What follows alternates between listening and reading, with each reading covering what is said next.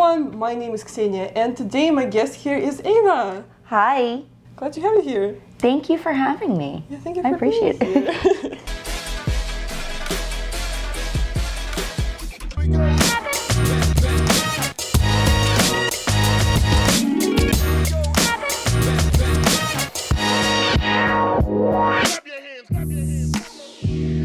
I always jump right into things, so we're gonna leave out all the how long have you been wrestling. You can Google it; it's very Googleable. So we're just gonna talk stuff. We're just gonna talk wrestling. So you are the founder, leader of Pro Wrestling Art. Yes, I am. With the E. With an E. What does the E stand for? That's the question. That's a great the question. Mystery. Do you want to answer that question? Or do you want to keep It's a mystery. It's a mystery. Great, love that. It's affection, correct? Yes, we are. Yes. So, what is the idea? What do you guys stand for? What do you guys bring? So, Art is a group of myself, Ricky Smokes, and Aaron Rourke. We're just like-minded individuals. We want to win, we want to be cool, and we want to be successful. That's very relatable. Yes, isn't it? It's the most relatable ever. The whole art theme, though, I feel like it's present in the group and in your personal gimmick as well. Yeah. So, and I can relate to that because I've had this not a tagline, but I've been saying this, that wrestling is performance art. Absolutely. I love that we're on the same page Yeah. here. And when you say that, usually on the internet, this whole discussion exists between old-timey pro wrestling and modern pro wrestling, and usually people juxtapose it like wrestling as an art and wrestling as a sport. Do you feel like that juxtaposition even exists, or should it exist, and can they coexist? I feel like, genuinely, professional wrestling should be whatever you want it to be. So, if you want it to be a sport, it's a sport. If you want it to be performance art, it's performance art. If you want it to be theater, whatever you feel it should be, whether it's a fan or an actual performer or like a veteran, everybody should be able to have their own viewpoints on what wrestling is. So I like to keep it open-ended just because I don't think it is one thing. I think it's a mixture of different creations all into one. Yeah, that makes sense. Yeah. I feel like you can't, it's so weird, it's so niche, you can't fit it in, it checks so many boxes, you can't put it in one box. Also in that regard, I personally on my channel, I talk a lot about women in wrestling and women's rights in wrestling and stuff like that. And I personally feel like there's this aspect of a toxic masculinity thing that people who are more on the old-timey side try to impose on it with the way you present them and with the group that you lead. Have you encountered that there's an element of toxic masculinity that people are not willing to embrace more artsy stuff in wrestling? I think so. I think a perfect example is, I feel like in wrestling, for the most part, a lot of how women portray themselves, especially whether or not you're in a wrestling relationship or you have a male counterpart or a male tag team partner, I feel a lot of times there is this tone where, okay, you're successful because of your male counterpart. Yeah. So I actually recently had an experience where a male wrestler, we were going to be in a match together, and they constantly referred to me as Anthony Green's girlfriend. And not my name. Present. We can feel his presence. He is. He's so. But anyways, besides the point, I'm not someone that gets too upset about it. But I do think there is a stigma. If you were, you would be rightfully upset. Yeah, but I do think there is a stigma in wrestling with sometimes not being given credit where credit is due, I suppose. But I feel like also we're working towards more equality in wrestling. I think that there's more women's matches on shows, and there's more women present in commentary and backstage analyzing and announcing, and wrestling I think is moving in the right direction. Interviewing, yes.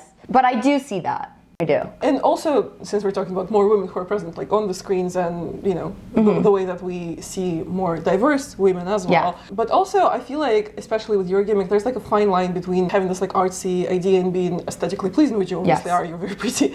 Thank you. And having this almost expectation put on you as a woman in wrestling to look pretty and to be this eye candy almost, like you said, people almost perceive you as this addition to a male partner. Yeah. Have you yourself had to go through a certain like thought process of where you stand with this, or is it just does not bother you? Yeah, I actually think that a majority of the reason why I started this like art creation and the new character that like I am, I was feeling like I didn't like to be as over-sexualized as some of like the wrestling style that I had first started to portray like when I was like first starting out in wrestling. So I wanted to reinvent myself in a way so that I could be viewed less of like a sexual object opposed to like a character and a creation and an entertainer. So a lot of myself, Ava, is a representation of not wanting to be sexualized. So of course I wear makeup and I look nice, but I tried to change like the gear that I wear, not so revealing.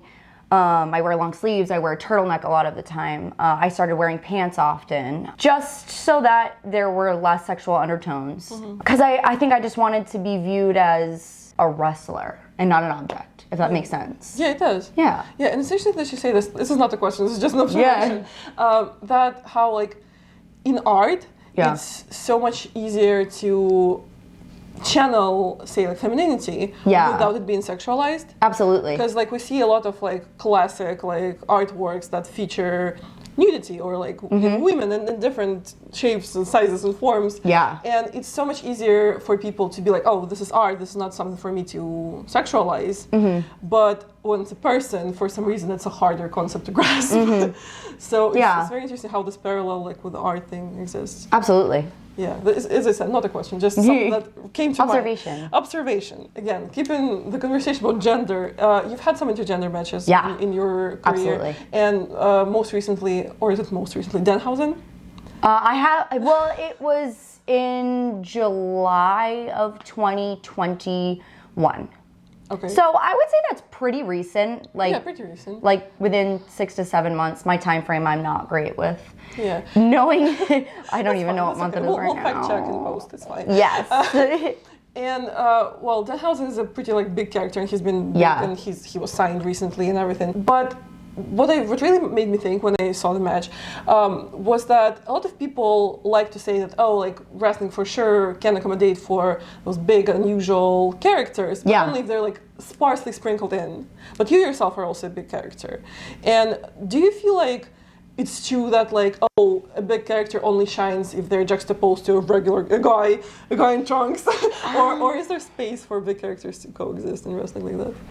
I feel like we do have like a lot of women that are like big presences that aren't associated with male counterparts, so I do think that it does exist in wrestling. And I'm hoping for myself, like that's why I decided to be like this big outlandish person, was because I want more of that representation. Like I would love to be like on the same plane as Danhausen, like with success and creativity. And I'd love to be viewed like on the same level. And I guess that's kind of why like I decided to start doing art and being like a character. Yeah. Because I wanted to show that women can do that. Yeah, because I feel like women are less expected to be a character like that. Because again, another observation, I talk about it a lot too, that like sometimes in wrestling or in other media, like cartoons, when you were a kid, it's very obvious that like being a woman is perceived almost like an add-on to the character. Like, oh, this guy is in the friend group is a nerd, this one is like the main character, and this one is a girl. So I feel like it's a great thing to do for you to bring like a bigger character frame to women's wrestling, so that's great. With intergender wrestling, I feel like we've been talking on the internet, and everyone has been talking about intergender wrestling for ages, and this age-old question is, oh my god, can we do that? And people like to talk about realm of believability. There's 1,000 questions I could ask. They're all very tired, boring, and sexist. So maybe you could give just like a little bit of a resume of how you personally view intergender wrestling and why you do it. Yeah, I love intergender wrestling. I think it brings an aspect of wrestling to the product that you wouldn't have. I mean, a man wrestling a man, a woman wrestling a woman. I feel like when you have that intergender aspect, it's just something that's completely different. I just feel like it brings more avenues for creativity that is not something, I mean, for a very long time, there was no such thing. So I love it because I feel like it just brings like an air of inclusivity to wrestling as a sport. And it just lets all of us become more one. Like, I feel like it's just, I hate to keep using the word like creativity, but I just feel like it just brings such an additional aspect to wrestling that there never was. And it helps other people feel included and want to be a fan. On that beautiful note, if you have anything to plug, this is the time to do it. Social media, merch. Yeah. You can find me on Twitter and Instagram at Ava Everett _ Yeah, I also have a Facebook fan page, Patreon, YouTube. Art also has its own social media accounts that are, you can find them linked in my social All links stuff. will be in the description. Yeah. And thank you so much for being here. Thank you for doing this. Yeah, thank you for having me and talking about women. I appreciate that. Yeah. And thank you guys so much for watching. Give this video a like if you had a good time. Subscribe, tap the notification bell to never miss an upload. And until next time, goodbye.